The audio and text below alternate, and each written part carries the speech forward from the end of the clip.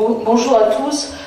L'intitulé de ma présentation se veut être surtout un retour d'expérience et voir comment on a un peu formulé les choses et puis comment on a installé les choses dans l'établissement que je dirige.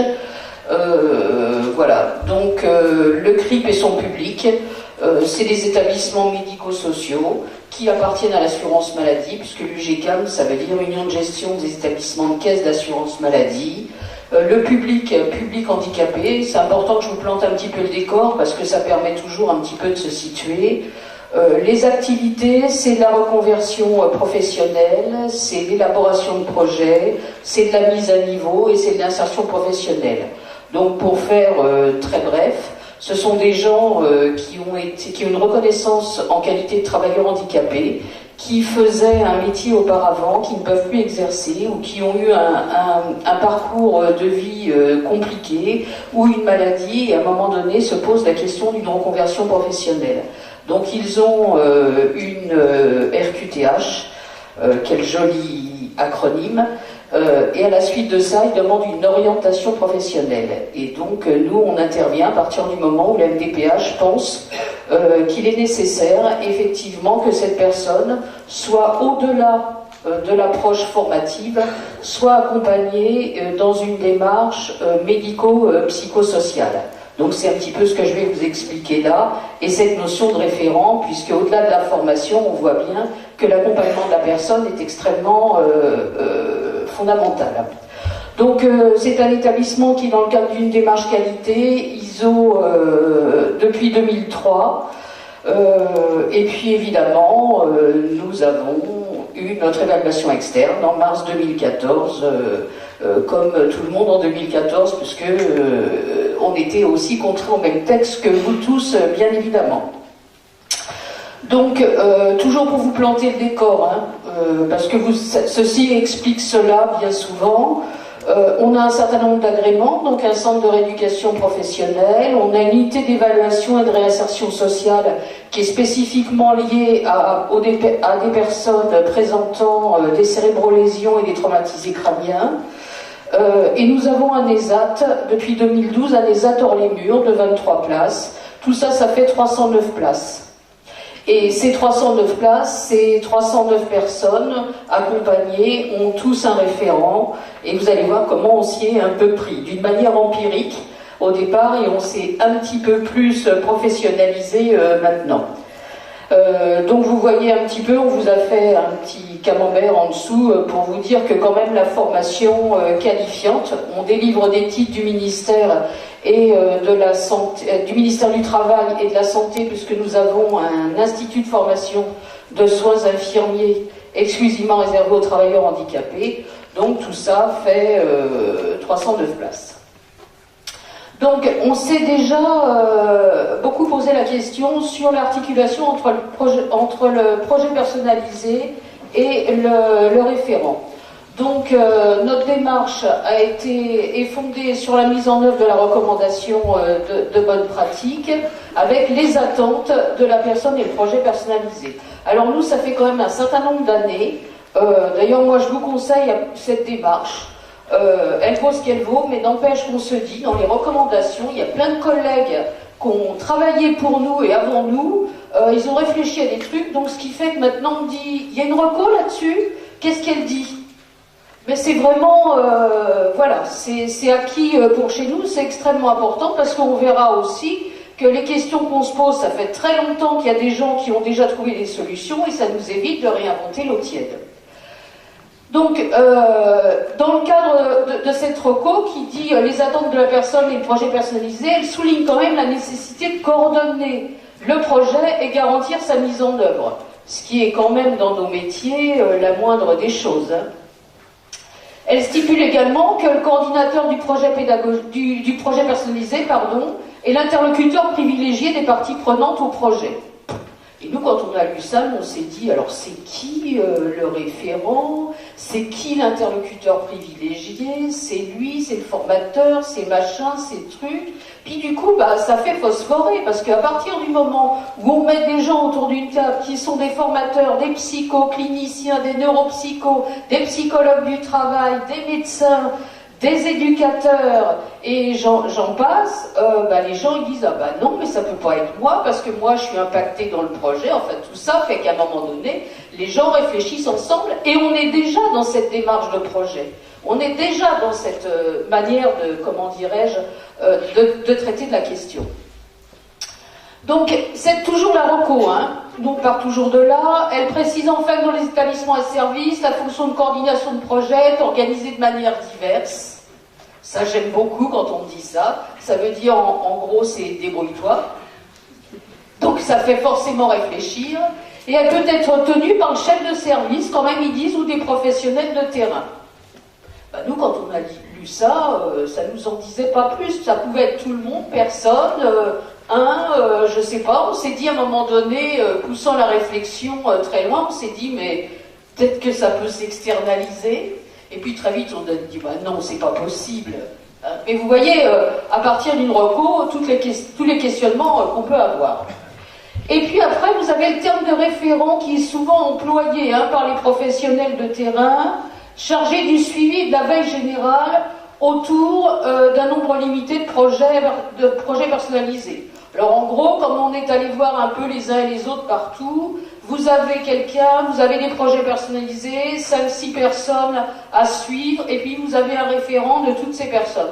On s'est dit, tiens déjà, c'est pas tout le monde, c'est un peu organisé, on s'est un peu inspiré de tout ça. Donc en gros, nous, notre questionnement, c'était de dire déjà, est-ce que le référent du projet personnalisé, est-ce que c'est le référent du projet personnalisé ou le référent de l'usager ? Mine de rien, c'est vrai que ça paraît banal, mais je peux vous assurer que ça nous a fait quelques heures de réflexion. Donc, on s'est dit, et si les référents du projet, est-ce qu'il en est garant ? Alors déjà, je voyais bien autour de la table, ah ben non, moi je veux bien être référent, mais moi, si ça marche pas et ça marche pas bien, moi je veux pas en être garant, parce que est-ce qu'on va pas me reprocher, parce que vous voyez bien à quoi je fais allusion, qui dit garant dit responsabilité, qui dit responsabilité, bah oui, mais pas moi l'autre, parce que moi j'y peux rien, si je suis pas, etc. Et ça nous a amené effectivement à nous poser la question préalable de l'organisation et de la formalisation du projet personnalisé. Donc avant même de se poser, quand on s'est posé la question du référent, on s'est dit, mais en fait le projet personnalisé c'est quoi, c'est avec qui, c'est comment, au bout de combien de temps. Voyez notre cheminement. D'autre part, comme nous sommes un établissement de formation avec des évaluations, avec des jurys, avec des résultats, des examens, on s'est évidemment posé la question, mais c'est des choses que vous ne ferez pas dans vos établissements, comment assurer la neutralité du référent et qui peut être référent. Parce que quand vous avez un centre de formation et d'insertion professionnelle, avec effectivement des formateurs, et puis au final qui délivrent des attestations et qui au final, avec un jury, va délivrer un titre du ministère, on n'est pas dans la même logique. On délivre des diplômes. Donc on s'est dit, s'il y a une espèce d'amalgame entre celui qui délivre le diplôme et puis celui qui va être le référent du projet, à un moment donné, on va dire, ah bah ouais, mais l'autre il m'aimait pas, d'abord il me mettait que des 9 sur 20, j'ai bien vu, et que voilà. Donc, la deuxième question, c'est quel accompagnement mettre en place pour le référent ? Parce que si on décide de mettre des référents en place, c'est comment on les forme, comment on se rencontre, quel questionnement on a. Et quel suivi mettre en place pour s'assurer du fonctionnement du dispositif. Parce qu'on aurait pu se dire, ah ben voilà, tout le monde a un référent, c'est marqué dans le dossier, on a un nom. Si les évaluateurs viennent, il n'y a pas de problème, regardez, il y a le nom. Mais ceci étant dit, l'objet quand même du débat, c'est bien quel est le suivi et l'accompagnement de la personne, et donc de l'usager. Donc nous, au niveau du projet personnalisé, on a beaucoup réfléchi sur la co-construction. Et notamment sur la co-construction, à un moment donné, il y a recueillir les attentes et les besoins des personnes.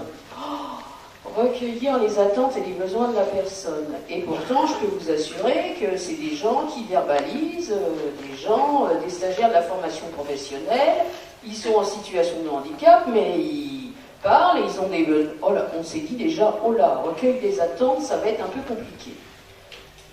Parce que, effectivement, on recueille des choses, mais ce qui est intéressant, c'est d'en garder la trace. Donc, si vous redemandez sans arrêt la même chose parce qu'on a oublié, parce qu'on croit tout savoir, mais n'empêche que c'est pas vrai, et que c'est extrêmement important au fil de l'eau de pouvoir faire un certain nombre de remarques et d'avoir de la lisibilité là-dessus, ne serait-ce que pour son collègue qui, lui, n'avait pas repéré les mêmes problématiques.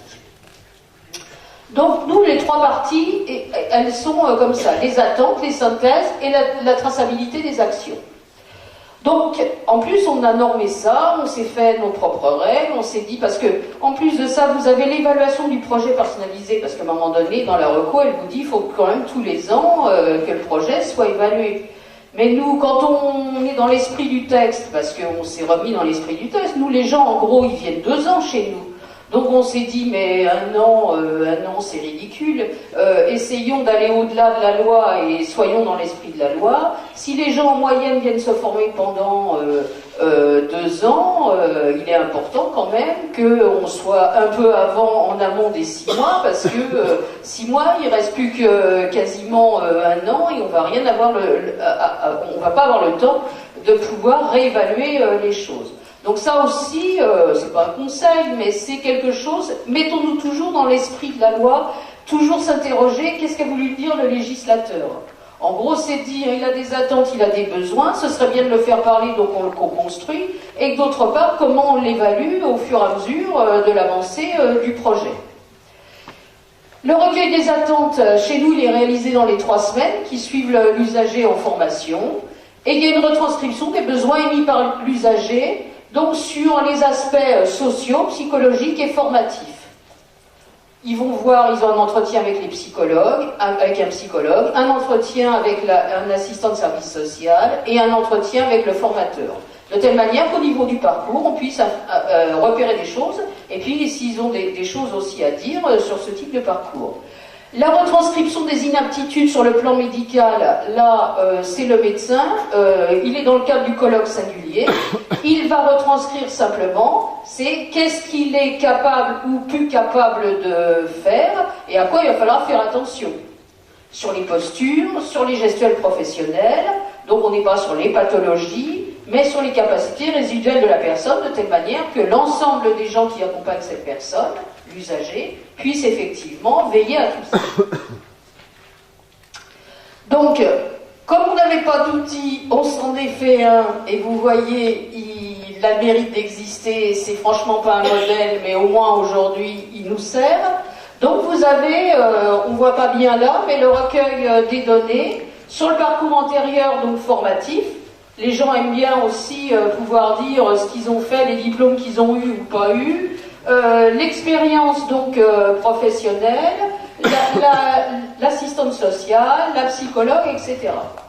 Sachez qu'il y a très peu d'outils dans ce domaine. Alors donc c'est soit vous remontez les manches et puis vous les faites, et puis vous vous apercevez que ce que vous avez construit c'est pas top, mais au moins ça mérite d'exister.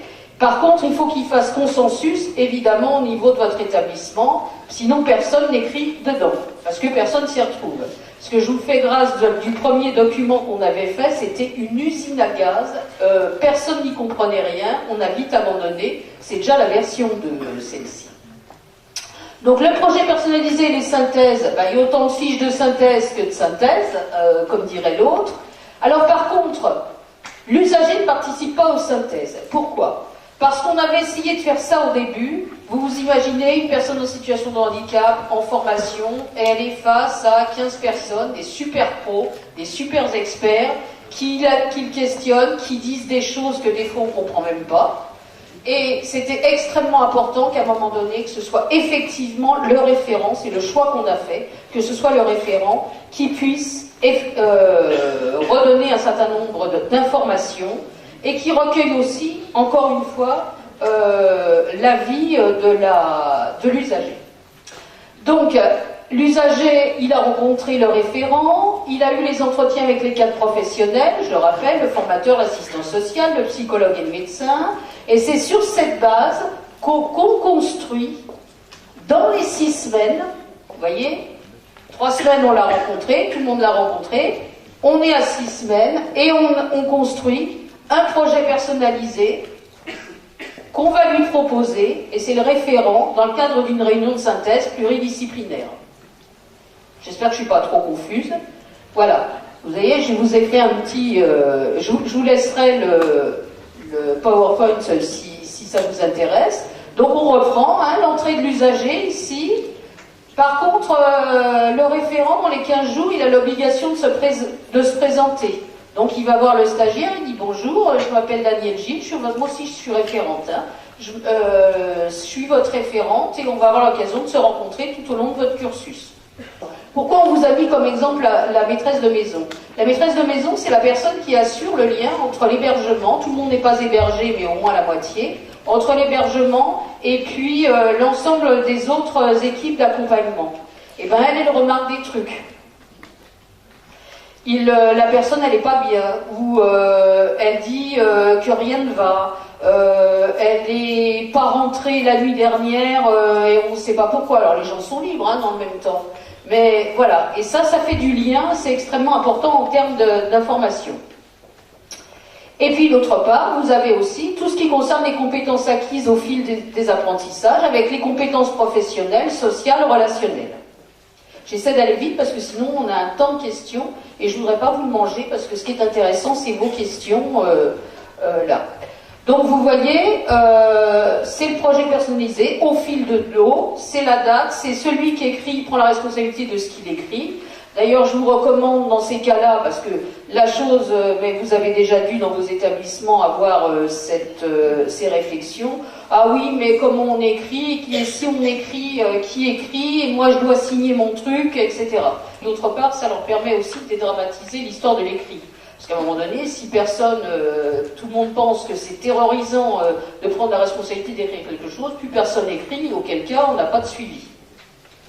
Donc en gros, pour le rôle du référent, nous on a privilégié la chose suivante, c'est-à-dire que pour nous c'est l'interlocuteur privilégié, c'est un peu l'interface entre les professionnels et l'usager concernant son projet considéré dans sa globalité.